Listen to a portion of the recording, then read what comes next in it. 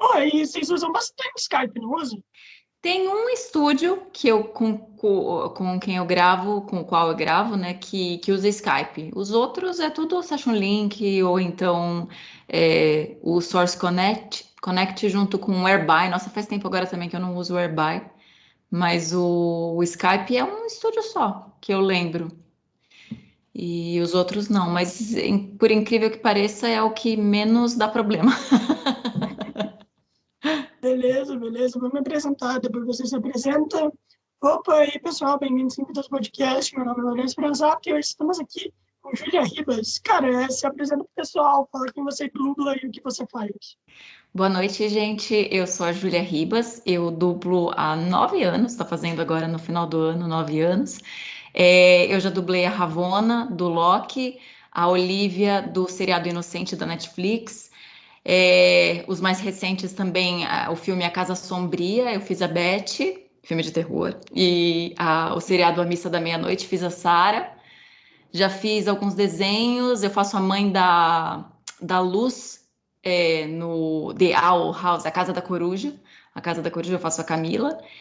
E já fiz também uma vilã no seriado Lego Star Wars, As Aventuras do Freemaker. Eu fiz a Nari, que era uma vilã bem legalzinha, porque Lego não tem como não ser bonitinho, né?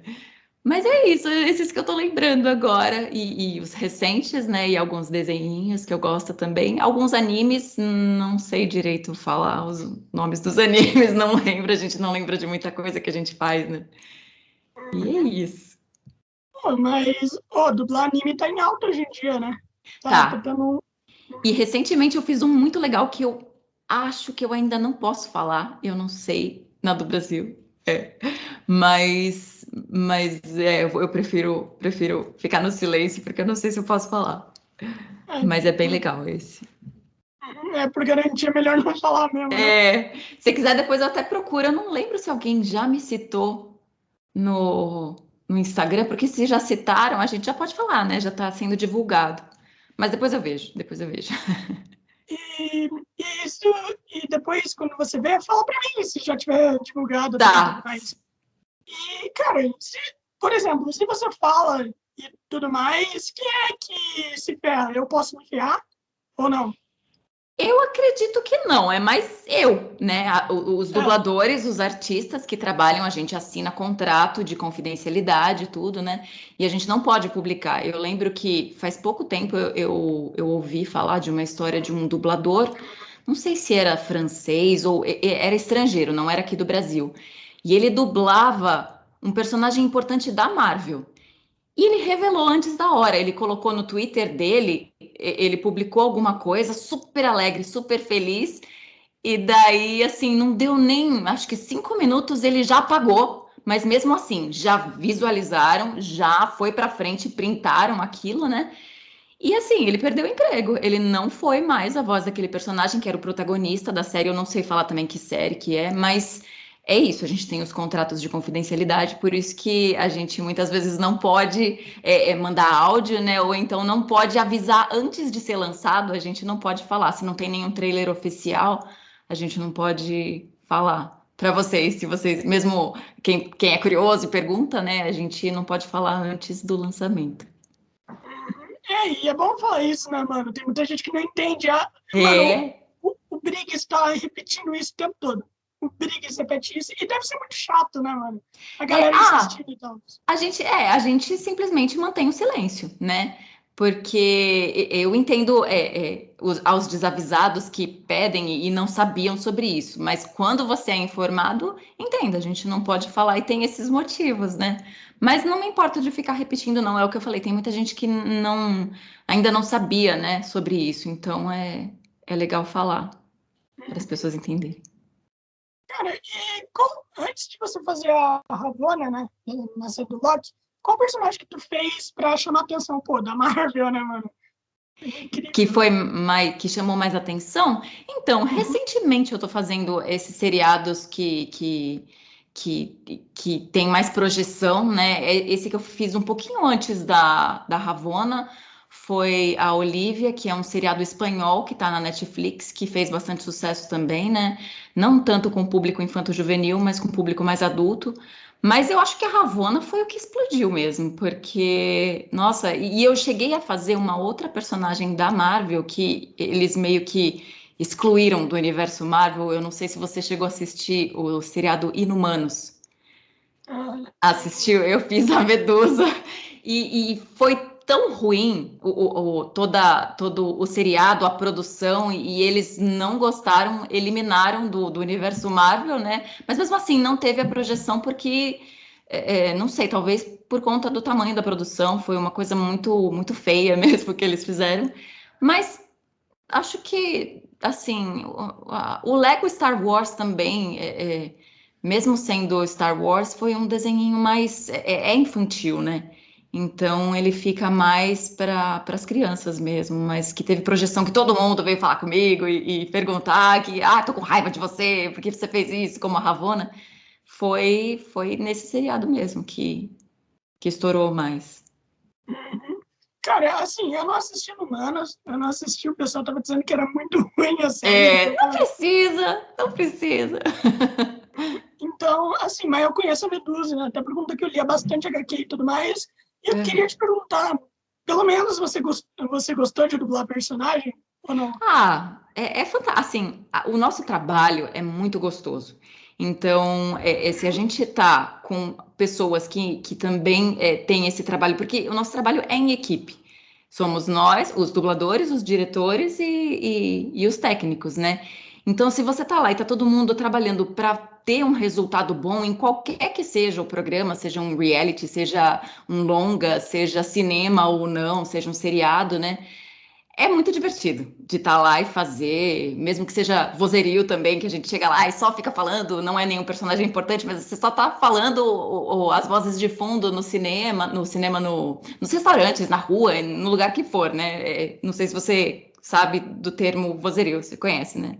Uhum. Sim, sim. E então, assim, foi muito divertido fazer ela. A gente fez com todo carinho. A dublagem ficou muito maravilhosa. Direção do Fábio Azevedo lá na TV Group.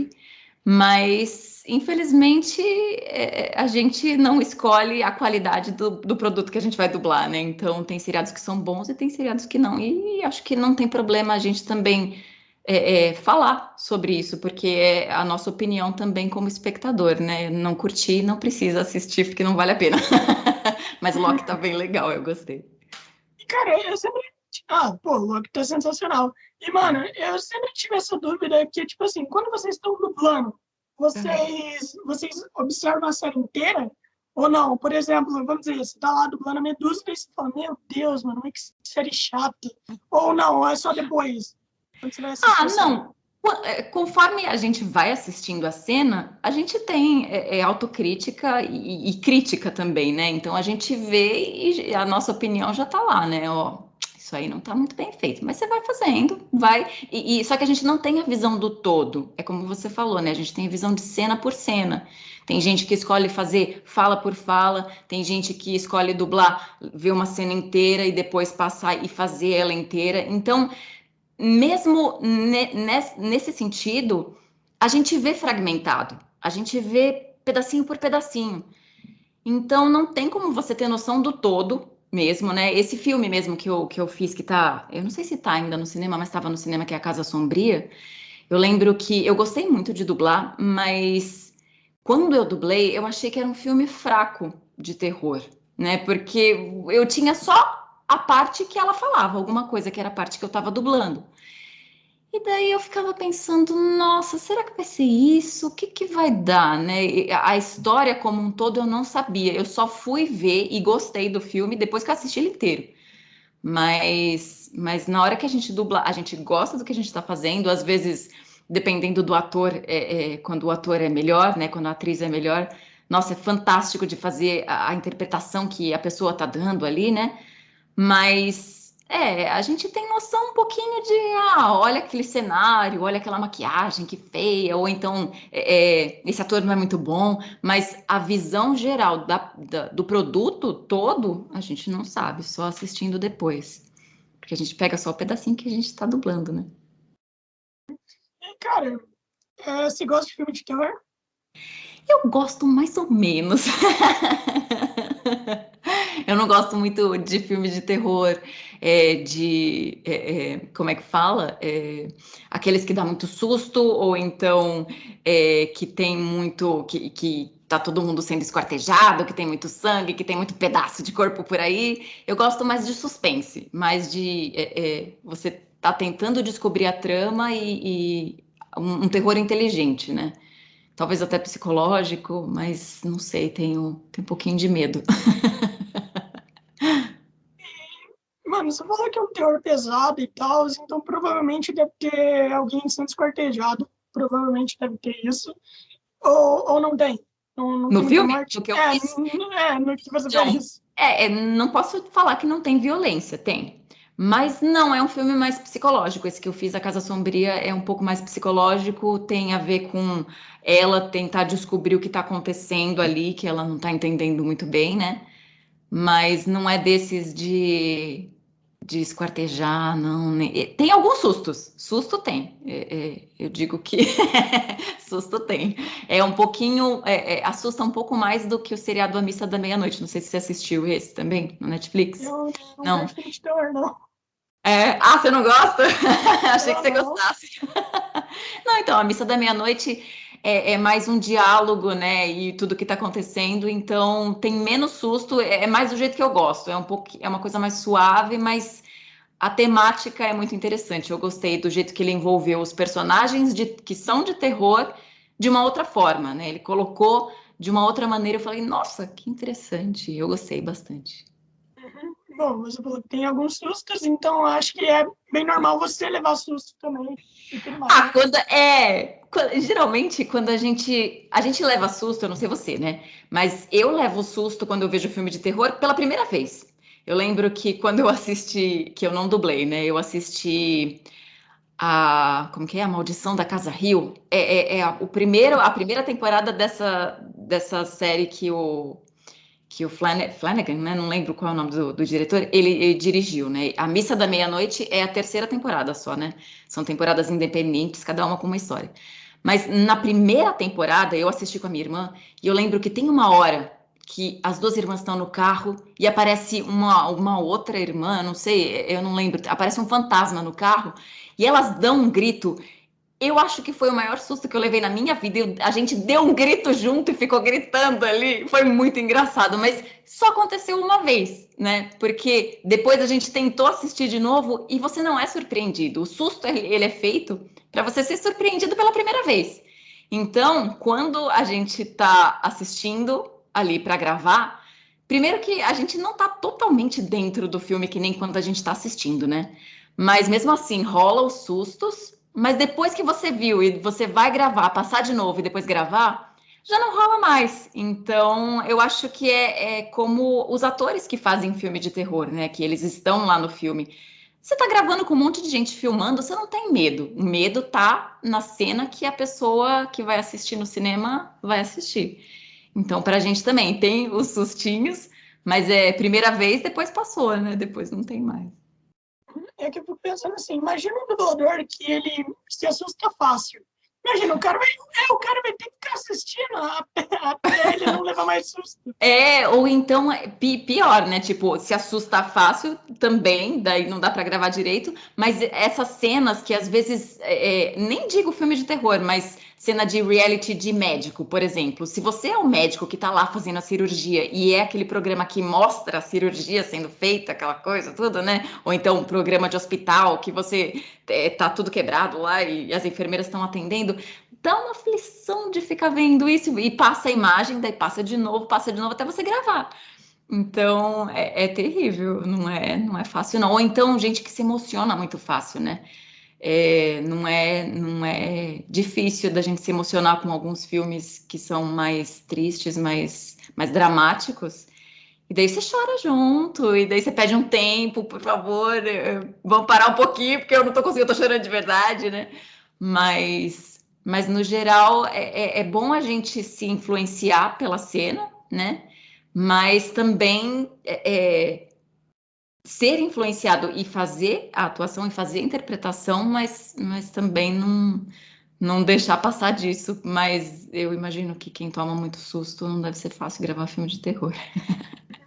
Com toda certeza não é fácil. E você está fazendo home office ou Eu não? tô.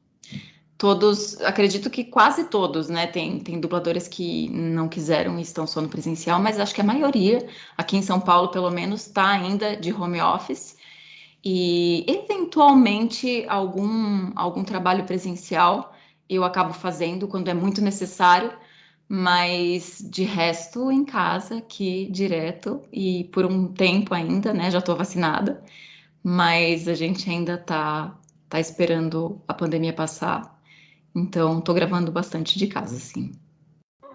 Você acha que a dublagem pode acabar sendo totalmente home office algum dia ou não? Eu acho que não. Eu acredito que é temporário, né? A gente tá no home office e é temporário e um dia a gente vai voltar para os estúdios, né?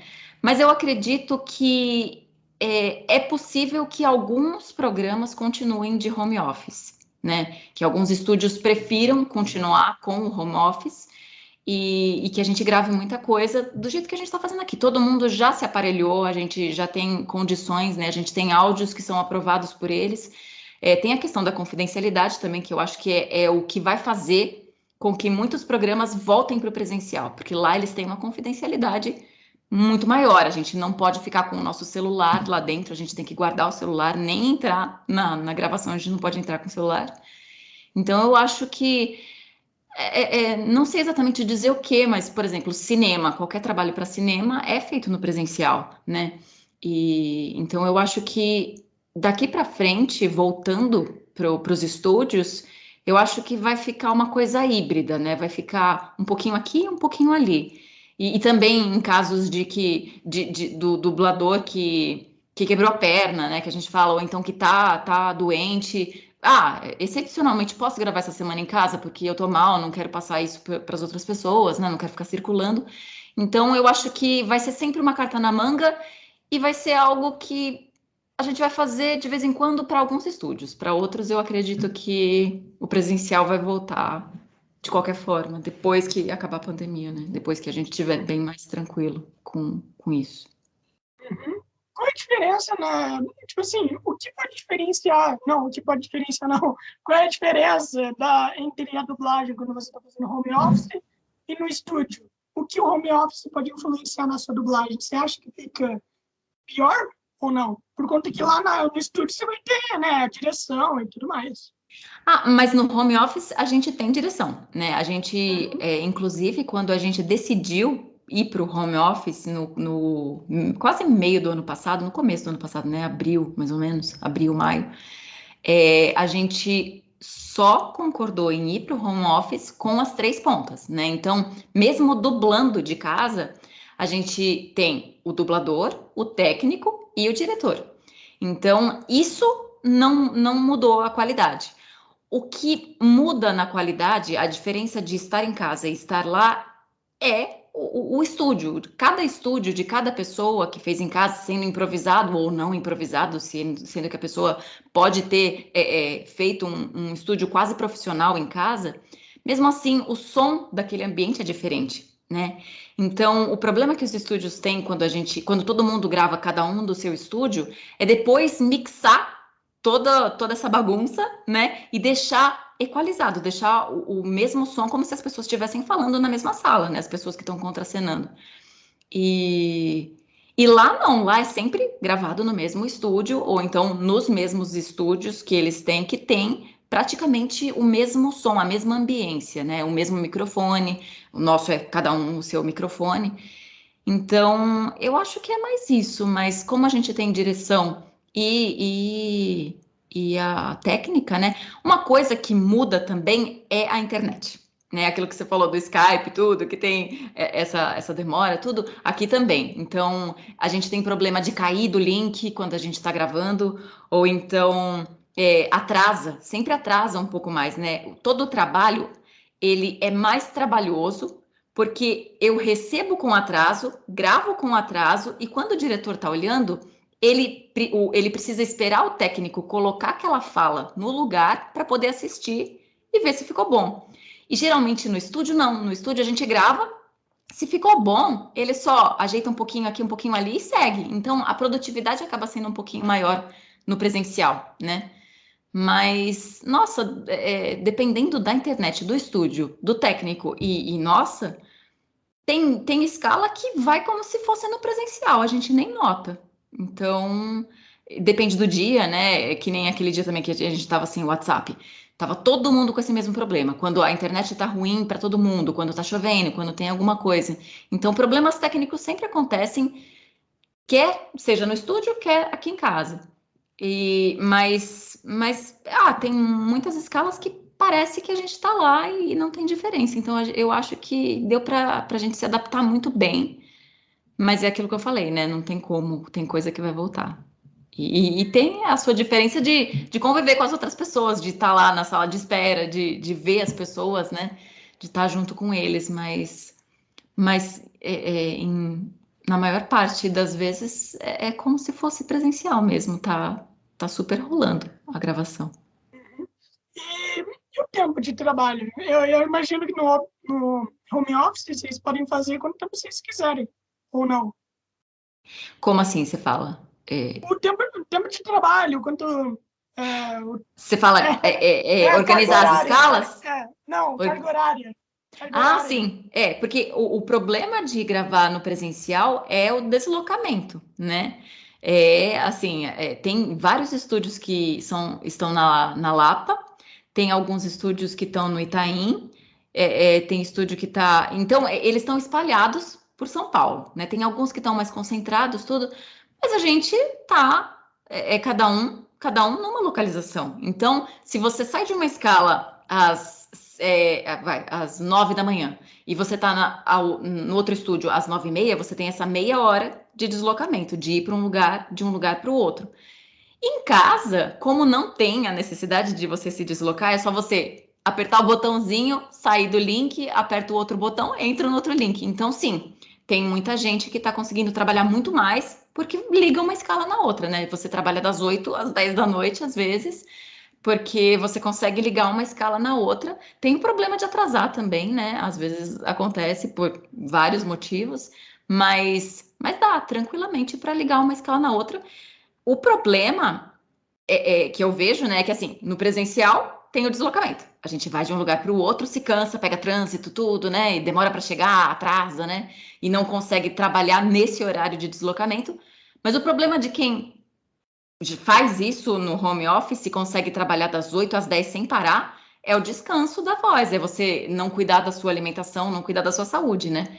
Porque eu nem vejo como é possível também alguém gravar direto falando das 8 às 10 da noite. Mas eu acho que deve ter gente que chegou a fazer isso. Eu não consegui fazer isso, não mesmo porque não tenho essa demanda, mas estou gravando bastante e também não posso falar que estou gravando menos do que o presencial. Agora tá bem equiparado com o que eu gravava antes da pandemia.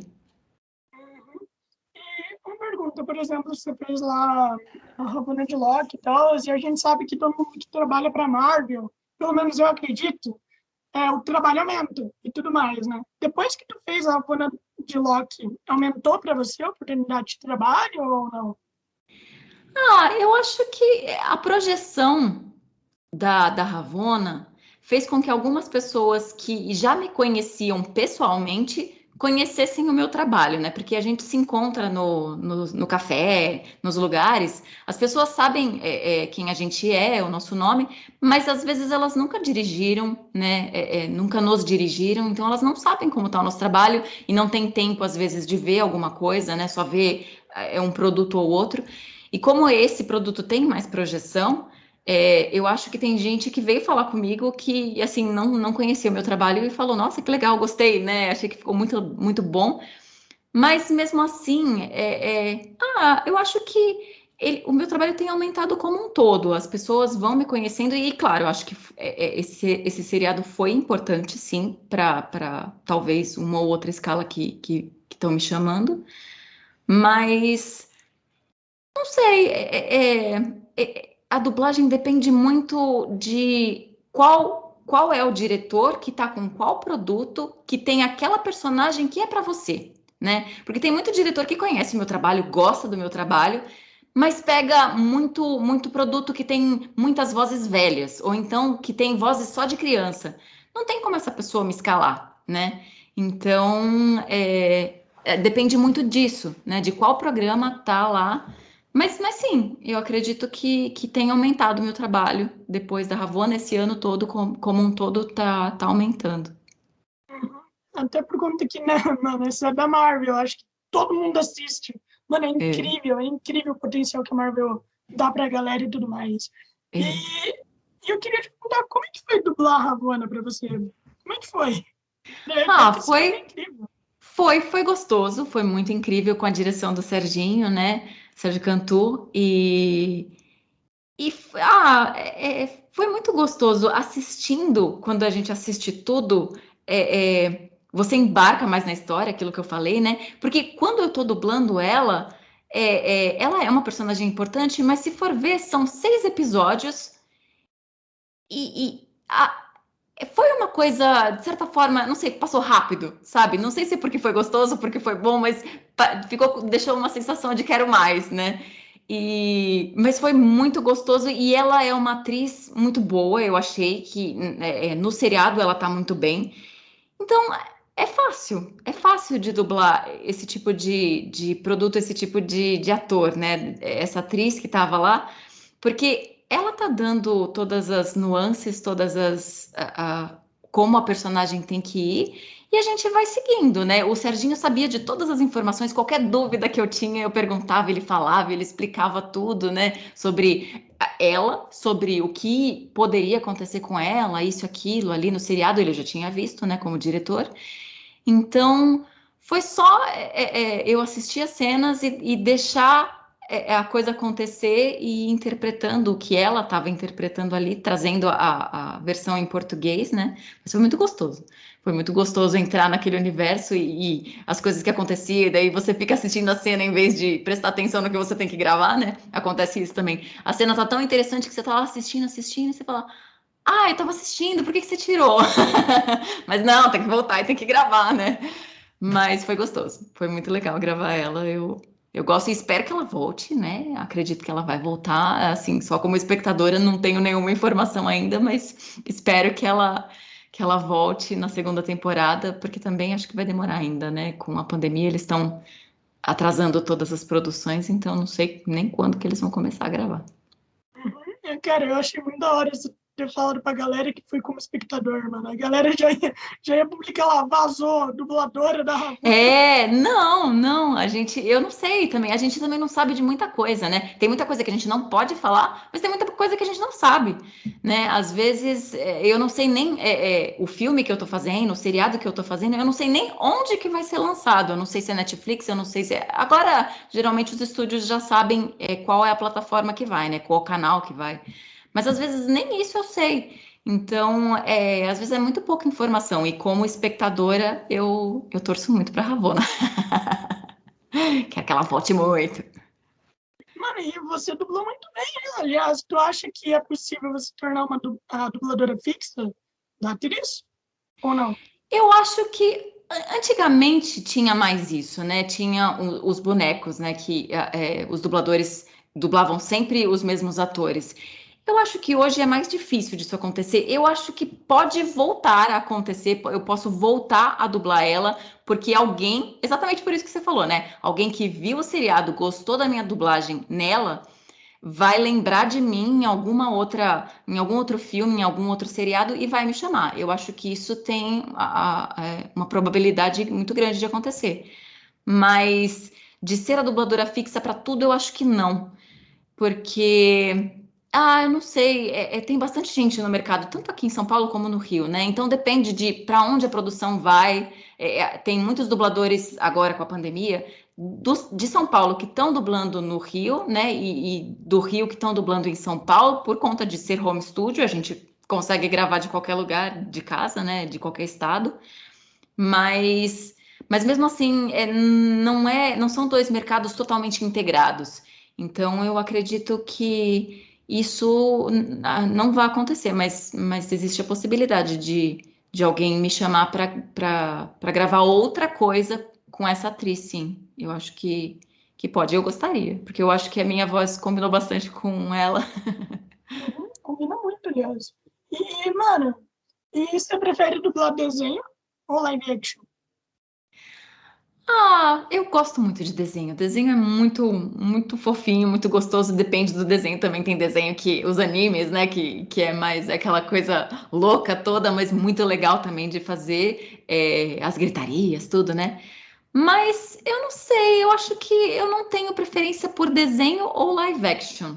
Eu acho que cada programa é um programa e a gente tem coisa que eu gosto mais de assistir e na hora de dublar, foi ok, né? E tem coisa que é o contrário, que na hora que você tá dublando, você fala, nossa, que legal, que legal, que legal. E daí isso influencia quando a gente vai assistir. Então, cada caso é um caso, eu acho que não tem como. Só na hora que a gente está fazendo, que a gente está vendo aquela cena e dublando, que você fala, nossa, que bonito isso, né? Mas não que seja especificamente ou desenho ou live action, não sei. Eu dublo mais live action e mais reality, né? Eu gostaria sim de dublar mais desenho. Mas por preferência, não. É que o desenho também é muito mais fácil de você fazer vozes caricatas, vozes diferentes, né? Mexer um pouquinho com toda a nossa versatilidade. E o live action é muito mais fácil de eu fazer a minha voz, o que eu tô fazendo aqui, né? Um pouco mais grave para ficar mais velha, um pouco mais agudo para ficar mais nova, mas não muda muito disso, né? E o desenho é interessante porque você pode brincar pra caramba, você pode fazer umas coisas bem doidas, e isso é bem legal. Uhum. Cara, e me diz uma coisa, você falou de reality e tudo mais, quais realities tu já fez? Por conta que reality é um... Cara, eu já conversei com uns 20 dubladores. Todo mundo fala que é extremamente complicado. Todo É, mundo fala. E é. e por quê? Por que é completamente O, complicado? depende do reality, mas no geral não tem um roteiro, né? Que nem nos Uhum. filmes. No filme tem um roteiro. Esse personagem fala, o outro fala, às vezes eles falam ao mesmo tempo, estão brigando, mas tem aquela encenação que é proposital. Mas no reality, eles estão falando ao mesmo tempo, né? Tudo junto ali, e às vezes eles se cortam, e a pessoa, quando ela tá dando depoimento, ela às vezes está pensando na hora o que ela tá falando, ela não tem um texto decorado. Então ela fala, ela gagueja, ela para, ela pensa, ela não termina o raciocínio, né? Então, alguma frase que você está falando para no meio e daí continua de uma forma que se você não pegar legal, fica muito esquisito. Não parece que tá verdadeiro aquilo que a pessoa está falando, sendo que ela mesma está tentando organizar as ideias dela e falar aquilo que ela está falando.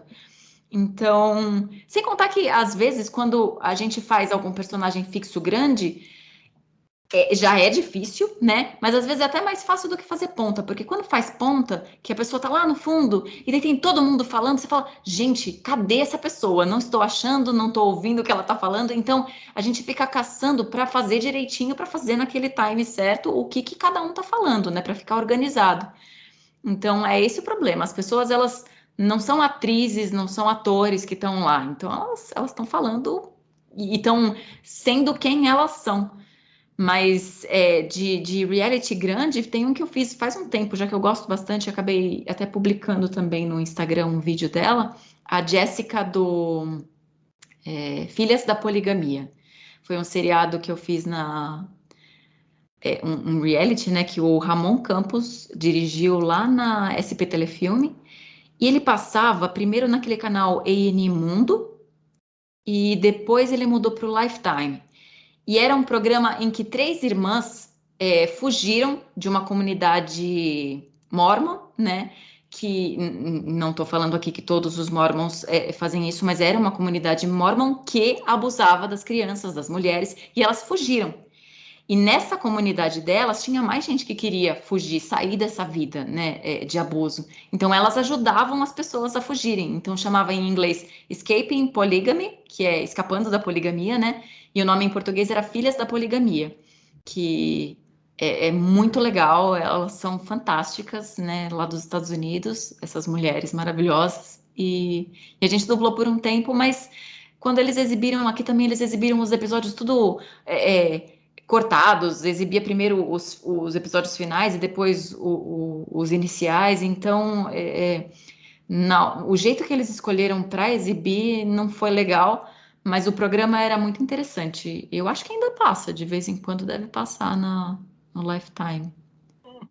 E, e por que você acha que eles fazem isso? Por que você acha que eles escolhem para passar tudo assim aleatoriamente e tudo mais? Não sei, na verdade, acho que os produtos da Discovery eles passam mais em ordem, né? Esse daí que tem a ver com o canal A&E e com o Lifetime, eu não sei exatamente por quê, mas eu lembro que quando estreou, ele já estreou fora de ordem. Então eu realmente não entendi, porque mesmo sendo reality, ele tinha a ordem, né? As meninas, em cada episódio elas salvavam uma pessoa.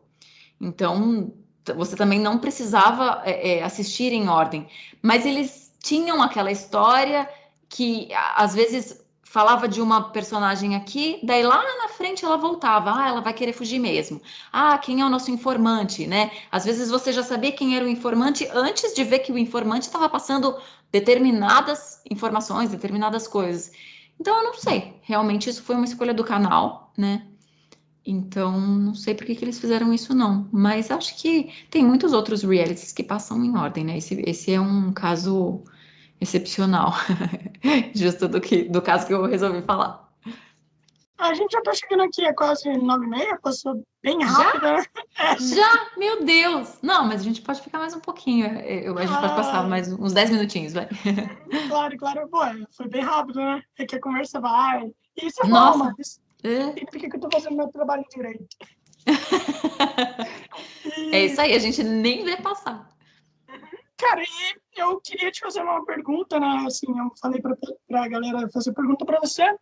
E fizeram duas perguntas, aliás. O mesmo cara fez duas perguntas. O cara perguntou qual foi a cena que você mais se orgulha. E ele ainda fez um convite para você. Ele tem uma rádio e tudo mais, daí ele gostaria de te convidar para participar da rádio, que é o Nerdológico. Agora é que eu faço parte dessa rádio também. Eu apresento a rádio também, além desse podcast. E é Nerdológico e é da Rede Blast. A gente normalmente entrevista vários dubladores. O Fábio Lucindo já foi lá. É, Legal. sim, Mas daí. presencial? Ou entrevista Não, assim, que nem a não. gente está fazendo? É igual que a gente tá fazendo, né? Daí depois ele Legal, entra com você. Daí, se você legal. quiser, a gente só marca depois. Bom, Pode mas ser. qual foi a cena que você mais se orgulha de fazer? Eu não sei, como você perguntou de cena, né? Eu lembro claramente de uma agora que você pergunta. Eu não sei se é a cena que eu mais me orgulho, mas eu lembro muito dela porque eu achei ela linda e é um exemplo de cena daquilo que eu falei. Eu assistindo, eu falei, nossa, que coisa bonita, né? E nem é uma personagem que é tão grande. Eu publiquei, um dos primeiros vídeos que eu publiquei de trabalho, né, que eu publiquei no Instagram, é uma cena em que a personagem velha tá falando com ela mesma, jovem. E eu faço a personagem jovem, né, a Janice, jovem. É um seriado que a gente fez na Top Noise com a direção da Angélica Santos. E, como é que chama o seriado? É, Despachos de Outro Lugar. É um seriado que tá na Amazon Prime. É um seriado muito bonitinho, eu assisti ele todo também, bem diferente, é muito legal de assistir. E a minha personagem não aparece tanto, porque tem os quatro protagonistas e a Janice é uma das protagonistas, mas a Janice velha. Eu faço a Janice nova, né? E a gente tá contracenando e a gente se encontra e a Janice, eu, né, que sou a personagem nova, pergunto pra velha: e aí, eu sou feliz? O que que aconteceu com a minha vida, né? Como que a gente viveu? O que que você fez, né? Porque e ela tá no dia do casamento dela. Então ela tá casando e daí ela pergunta: e aí, casei direito, né? Tipo, quem é esse cara? Ele vai me fazer feliz, tudo, né? Então é uma conversa muito interessante que as duas têm sobre passado e futuro e o que está acontecendo com elas, e é tudo na cabeça da Janice, né?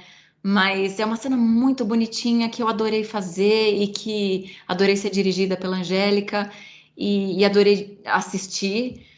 E, nossa, eu tenho muito orgulho dessa cena. Acho que é uma cena muito linda e tá lá no meu Instagram. Se quiser depois assistir, depois eu te passo também para você ver. Mas eu tenho muito orgulho dessa cena especificamente. Acho ela muito linda. Uhum. Qual foi a cena que, claro, né? Tipo, você falou que vocês têm opinião crítica, todo mundo tem e tal. Então, Sim. qual foi a cena que você menos gostou de fazer? Tem alguma? Ah, eu acho que, ó, não sei, de todas que eu já fiz, a única que eu tô lembrando é do seriado Inumanos. E é uma do final do Inumanos, é que a Medusa, ela tá, como que é? Faz muito tempo. Deixa eu lembrar aí, eu não gostei também, eu tento eliminar, mas eu tô trazendo a memória de volta. Mas ela tá fazendo um discurso, ela tá fazendo um discurso lá e ah, desculpa, agora eu tô pensando na sua pergunta com relação ao meu trabalho, que eu tenho vergonha. A pergunta é que eu tenho vergonha do que eu fiz como dubladora ou da cena em si? Não, é da cena, é da Da cena, você cena? estava Ah, tá. escolhendo Então, certo. porque assim, tem coisas antigas que a gente dubla quando a gente é bem novo na dublagem, que depois você não quer nem ver, porque você fala, ai meu Deus, como eu tava ruim ainda, não sabia nem dublar direito, né? Tava com uma dublagem tão dura, né? Mas não é isso, não é essa questão. A da Medusa é pela cena mesmo, que você fala, nossa senhora, que cena mal feita, que seriado mal feito. A gente estava no final, a gente já tinha a nossa opinião de que tá, esse seriado não é bom. E essa cena do final, que ela tá lá fazendo discurso, é bem ruinzinha. Então, eu gostei muito de dublar ela, essa atriz, e o seriado, mas. Ah, não tem jeito, não tem como salvar. Não foi uma produção boa.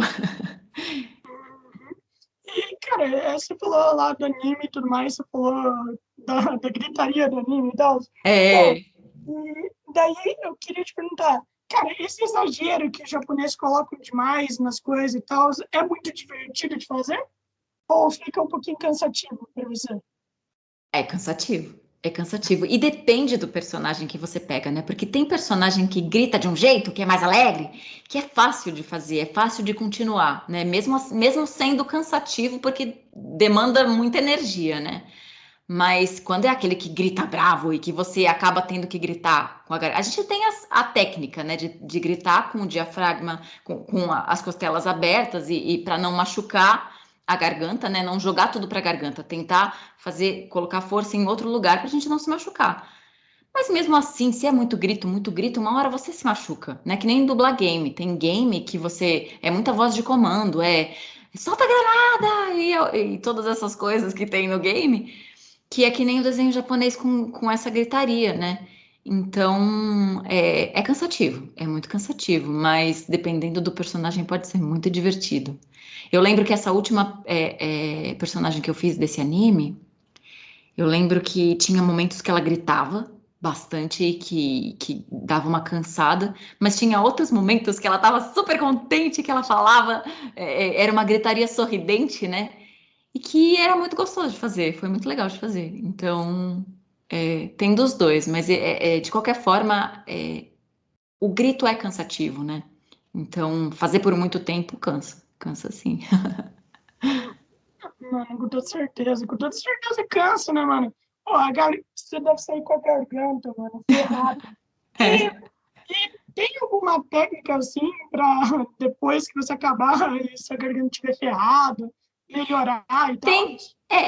Tem técnica de desaquecimento que a gente faz, que eu tenho feito algumas sessões com a Fono, né?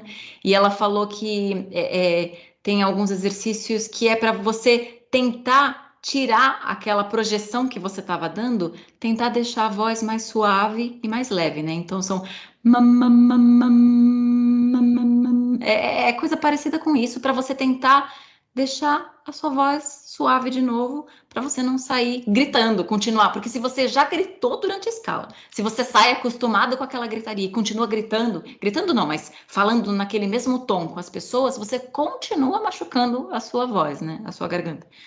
Mas o ideal mesmo é ficar quieto, é beber água, fazer inalação, se pode, né, e beber bastante água e ficar quietinho depois, né, depois de uma sessão com muito grito, boca fechada.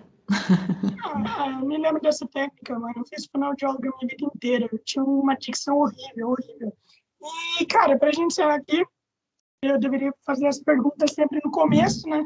Como é que você se tornou dubladora? Eu deveria ser lá no começo. Ah, imagina. É, eu acho, eu fui atrás da dublagem, né? Eu lembro que eu estava fazendo teatro na Fundação das Artes de São Caetano, e lá eu conheci pessoas que não estudaram na minha turma, mas estudaram ao mesmo tempo que eu, né? Um pouquinho, eram de turmas mais avançadas. Foi a Maíra Paris, que é dubladora também aqui de São Paulo, e o André Rinaldi, os dois. E eu lembro que a Maíra estava começando na dublagem e o André acho que estava fazendo curso de dublagem enquanto eu estava lá na fundação. E daí eu me interessei, fui atrás. Quando eu terminei de fazer o teatro, eu fiz curso na Unidub, né? Eu fiz o básico e o avançado.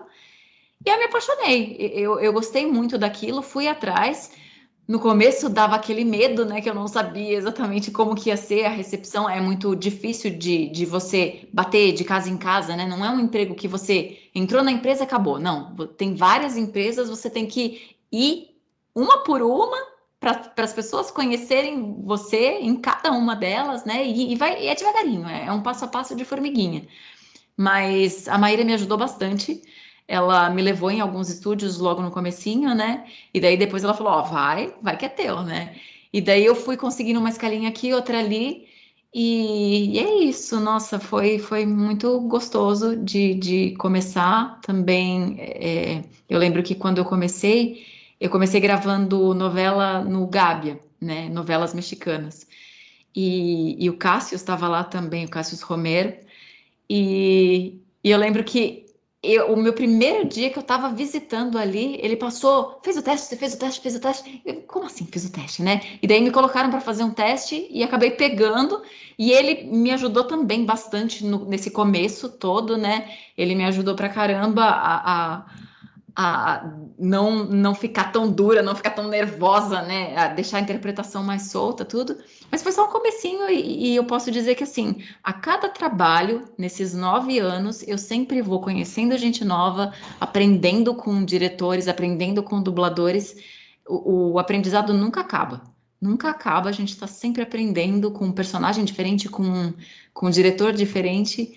E foi assim, fui entrando devagarinho, devagarinho e tô aqui. E agora com mais projeção por causa da Ravona. Cara, assim, a gente vai acabar por aqui. Muito obrigado por ter aceito. Pô, Imagina, eu que agradeço. espero que tenha valido seu tempo, né? E, cara, pode divulgar aí pro pessoal suas redes sociais e o que mais você quiser divulgar. Tá. Pode deixar. Ah, para eu falar, eu não sou muito ativa nas redes sociais, né? Então eu tenho o Facebook e o Instagram.